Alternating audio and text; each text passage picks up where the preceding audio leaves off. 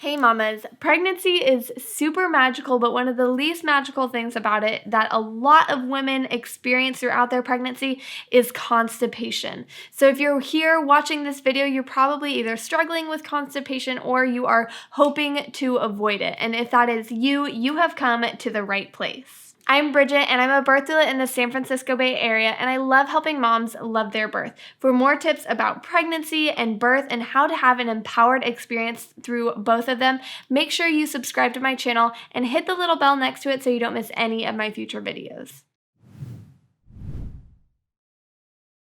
All right, mama, if you are struggling with constipation, you are not alone. Like I said, a lot of women experience constipation throughout some part of their pregnancy. And so the tips that I'm going to be sharing with you in this video have been very helpful to the mamas that I've recommended them to, whether they're pregnant or not. And so I'm hoping that at the end of this video, you will find them to help you as well. So as soon as you get pregnant, your hormones start to get to work. And one of the big hormones that is at work is one called progesterone. Progesterone helps your body's muscles to relax. And one of the muscles that it relaxes is the intestines. And so relaxed and lazy intestines also means slower digestion and therefore slower bowel movements, aka constipation. So progesterone is a big culprit for constipation during pregnancy, but along with that, sometimes you're experiencing morning sickness during the beginning of your pregnancy, which alters what, your diet usually is. And so that might have an effect on your bowel movements as well. So when you're dealing with constipation, the first place to go to is back to the source.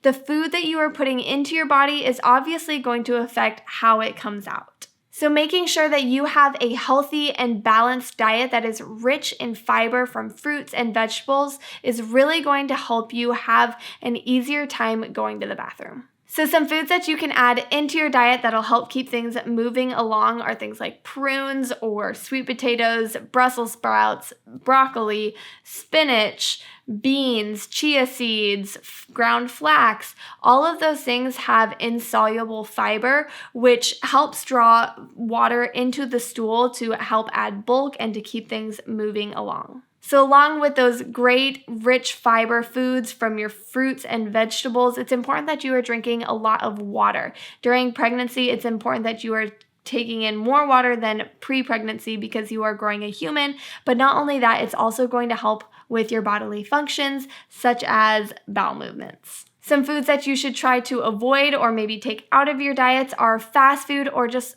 highly greasy, oily, or fried foods. Foods that are heavily or high in fat content take longer for your body to digest. So it adds to that kind of slowness of your bowel movement. And so high fat diets are going to tend to make you more constipated. Processed grains are also something that you want to try to avoid if you are struggling with constipation, because when grains are processed, the germ or the bran is being taken away from the grain, and so it's actually taking away some of the fiber from it. So some processed grains would be like white bread or white rice or white pasta, anything that is taking away from that whole grain product. Another food group to be aware of that might be causing more trouble with your bowel movements are dairy products. And the reason for that is because of the protein that is found it's that milk protein that's found in those dairy products, which can affect and actually cause the constipation that you might be experiencing. So diet is the first thing that you want to make sure is on track, making sure that you are consuming all the right foods, that you are avoiding all of the wrong foods, and that you are drinking in lots of water so that your body is able to move things along. But along with your diet, there are also supplements that you can add in that will help with the digestion and elimination of waste. Another supplement that I recommend everyone taking, not just a pregnant mama like yourself who's struggling with constipation,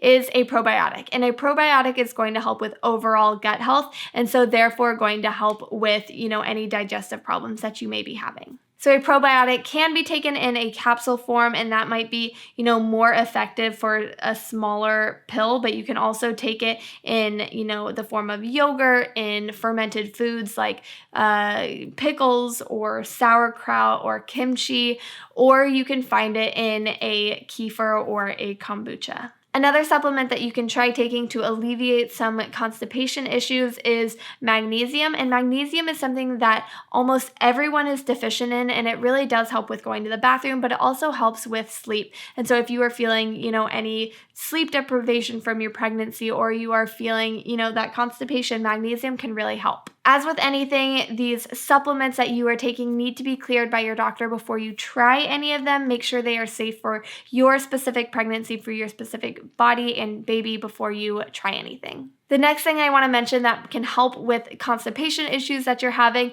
is exercise. Daily exercise is going to be really good in getting your body moving and using gravity to help push that poop down and out. If you think about it, it's kind of like a baby when you're in labor. Like, you want to use gravity to help get them in a good position and to help push them down on your cervix to dilate and then eventually to be born.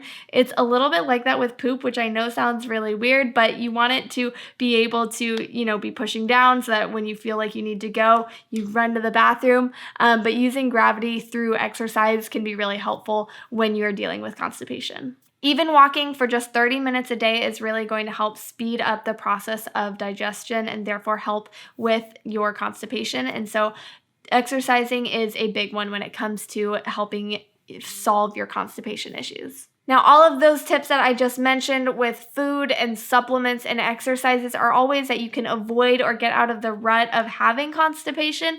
But if you are dealing with it now and are dealing with the nasty symptoms of hemorrhoids, then I have some tips that I'm going to share with you right now that will help you feel a little bit more comfortable. So mama, if you are dealing with any kind of hemorrhoids, which I know are so uncomfortable, a good way to help yourself out is to take warm Epsom salt baths. And those are really good at one, just helping you feel comfortable, but also the Epsom salts have healing properties that is really going to bring, the inflammation down and help the itching to stop, and hopefully bring healing to your bottom. Another great thing that you can use is witch hazel, and this is also recommended for after birth when, your vagina has a lot of swelling. This is a natural astringent which helps bring the tissue size down, and so like swelling or, for your hemorrhoids, it actually shrinks the tissues, and so it just brings a lot of comfort and a lot of healing as well. You do want to make sure that it is alcohol-free witch hazel. Otherwise, when you apply it using a cotton swab to the hemorrhoids, it's going to sting. So you want to make sure that it's alcohol-free. So another way that you can help soothe your hemorrhoids and hopefully heal them is to use coconut oil and lavender essential oil. And if you don't have lavender essential oil, you don't have to use it. Coconut oil it works really well on its own as well. But the coconut oil with the lavender can bring a lot of soothing. It also helps reduce the itchiness or the swelling and the redness. And also it helps lubricate the anus so that when you are pooping, it slides out a little bit easier and it's not as uncomfortable. Aloe vera can also bring that soothing, cool relief that you are looking for. Just like when you have a sunburn and you put it on and it feels so good, it will also have that same kind of effect on your bottom when you put it on your hemorrhoids. You just want to make sure that you don't have an aloe vera that has any additives in it. You want to make sure that it is a pure aloe vera. So I will link down below in the descriptions the aloe vera that I recommend my mamas to use either on their bottoms or when they're making padsicles after their birth. So that's in the descriptions below. Last but not least, ice packs can bring a lot of relief. Just like with any kind of injury, it's going to numb the area that you put it on. In this case, your bottom. It's also going to reduce any kind of inflammation that you have. And so it can just really be soothing on your bottom if you are dealing with hemorrhoids from constipation. When you are using an ice pack, you do want to make sure that you cover it with a cloth so that you aren't putting the ice pack or the ice directly on your skin, which can cause a lot more irritation and end up with that burning feeling. So make sure that you have a cloth over the ice pack. When you're dealing with constipation, position matters when you are pooping. So in our Western culture, we are used to having these porcelain thrones to sit on when we are going to the bathroom. However, in this position, we have a muscle that isn't fully released or relaxed in order to help us poop effectively as we are sitting with our knees at that 90-degree angle. So when you are constipated, or just in general to help you have a better experience as you are going to the bathroom, is to poop in a squatting position. So next time you're using the bathroom, just bring in a little like footstool and put that at the base of your toilet and bring your knees up so that they are above your hips, kind of like a squat position. So this squatting position has actually been researched and shown to help release more of a bowel movement and to do it more comfortably. And the reason for this is because of a muscle called the puborectalis. And what it is, it's a muscle around the colon that as you move into a squatting position, it's able to relax and allow the colon to have a more direct access through your anus, and so that your poop is able to slide through easier and more effectively. So next time you're heading to the bathroom, hop in that squat position and hopefully it'll help you have a better and more effective experience while you're sitting on the toilet. Last but not least, mamas, make sure you are talking to your doctor about the constipation and the discomfort that you're feeling. They might be able to provide you a prescription to a stool softener, and it's not a laxative. It is generally recognized as safe during pregnancy, and so if you're really struggling and the diet and the supplements and all of that isn't helping, then it's a good idea to talk to your doctor and see if they can help you out. So mama, if you are struggling with constipation or hoping to avoid constipation during your pregnancy, I hope that these tips help you, and I hope that you are feeling better after following these tips. If you have any questions, make sure you comment them down below. If you like this video, give it a thumbs up, and thanks for watching this video, and I'll see you in the next one. Bye mamas.